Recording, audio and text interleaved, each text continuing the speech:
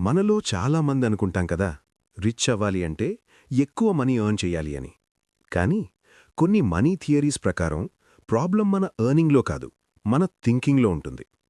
ఎగ్జాంపుల్కి, చాలామంది శాలరీ వచ్చిన వెంటనే కొత్త ఫోన్ కొనాలి, బైక్ అప్గ్రేడ్ చెయ్యాలి, ఇంకా కొత్త ఎక్స్పెన్సెస్ యాడ్ చేసుకుంటారు. కానీ ఫైనాన్షియలీ స్మార్ట్గా ఆలోచించే వాళ్ళకి ఒక సింపుల్ రూల్ ఉంటుంది. వాళ్ళు ముందు అసెట్స్ కొనుక్కుంటారు. అసెట్స్ అంటే ఫ్యూచర్లో మనకి మనీ జనరేట్ చేసే వస్తువులు. ఎగ్జాంపుల్కి ఇన్వెస్ట్మెంట్స్, బిజినెస్ లేదా ఇన్కమ్ వస్తూ ఉండే అసెట్స్.